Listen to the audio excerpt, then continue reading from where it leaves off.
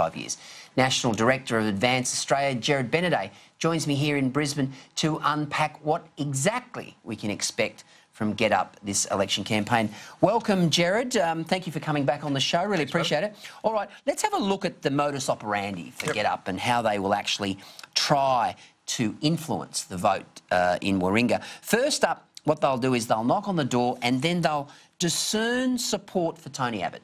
So that's the first thing they'll do. They'll try and establish, OK, do we have someone here who is malleable, someone that we can actually influence? How likely are you to vote for Tony Abbott again? They will get that information from this particular person.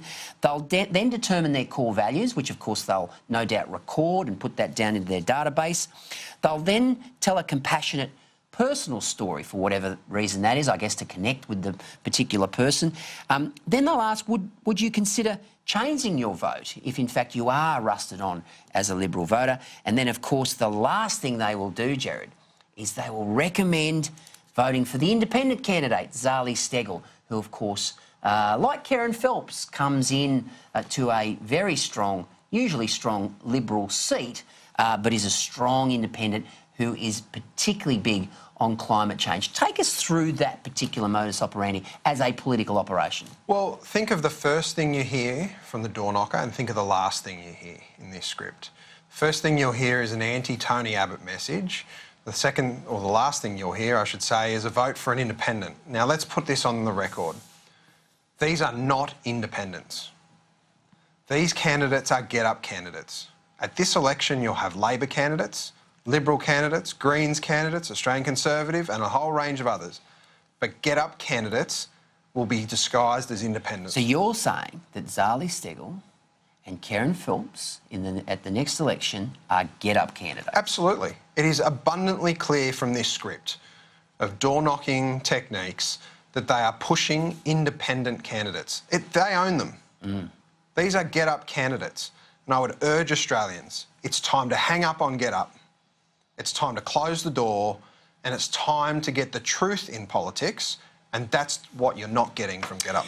So why is Abbott and Dutton, why are they the two main targets of GetUp this campaign? Is it because of, obviously you've got a former Prime Minister, you've got a Home Affairs Minister, the guy who basically triggered the demise of Malcolm Turnbull? I mean, are these guys the holy grail when it comes to ousting right-wing Conservative politicians? Well, it's a very deliberate plan from GetUp.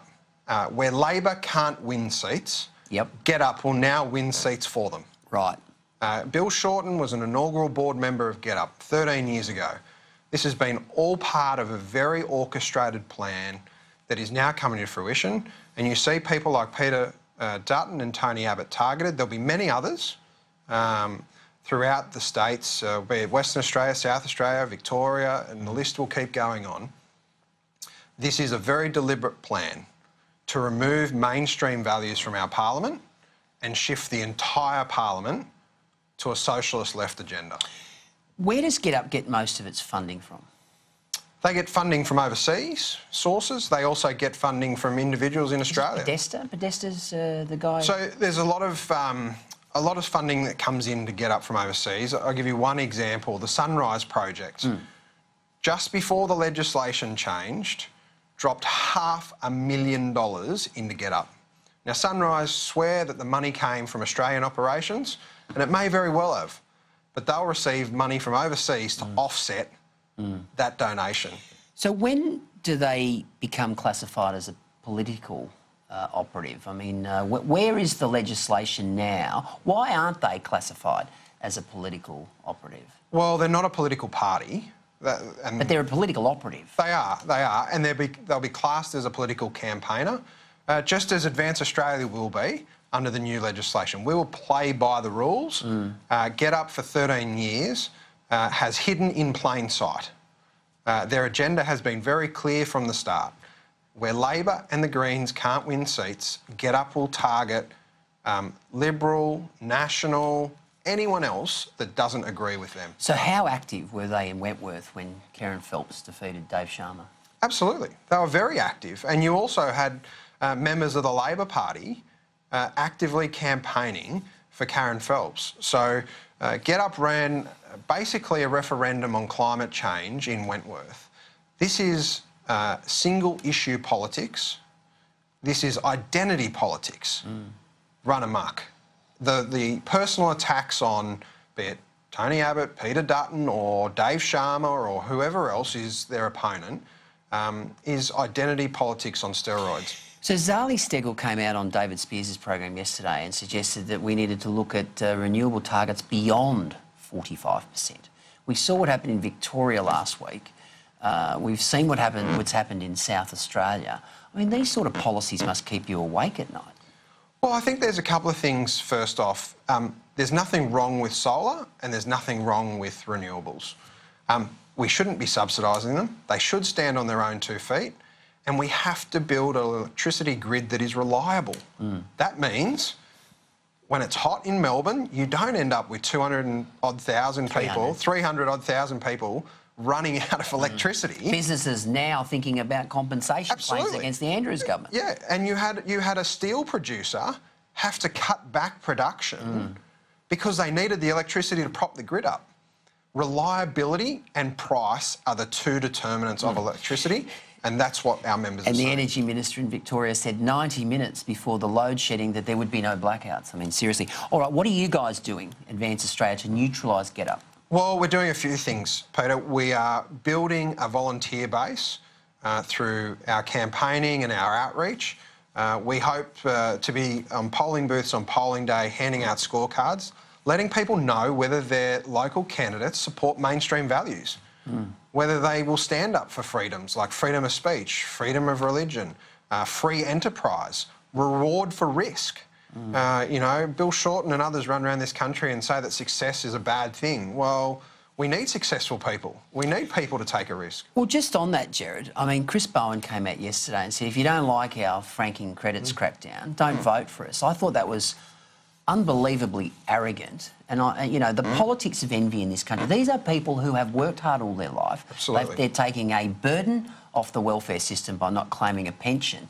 Franking credits are used by these people to join the golf club, buy their grandkids presents. Absolutely.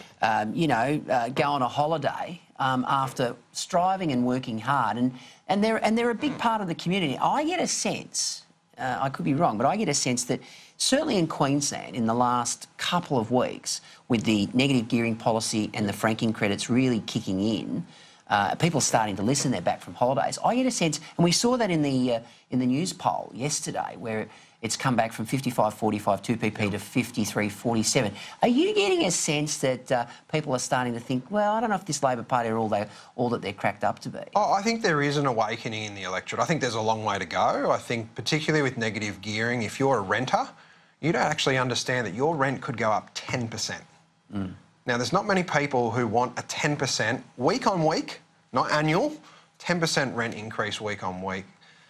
Self-funded retirees have done the right thing by this country.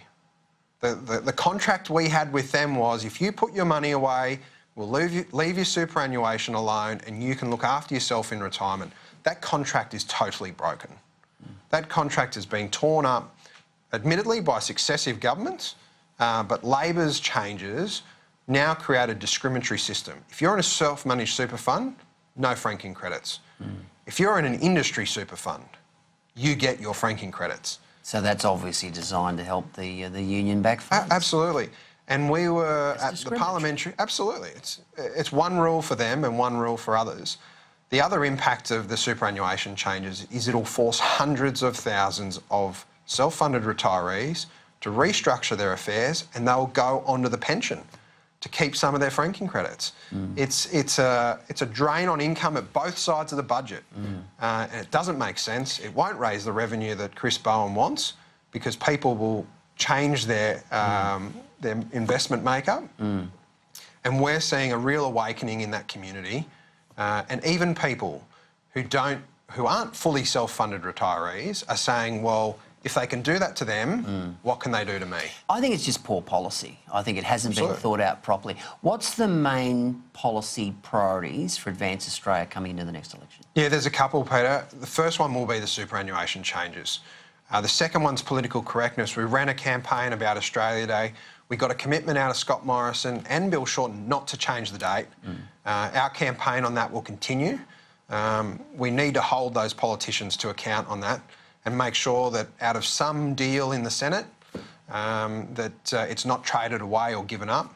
We'll be looking at a few other things. You know, there's a real issue in our voting system come federal election time, and that is not everyone gets one vote, one value.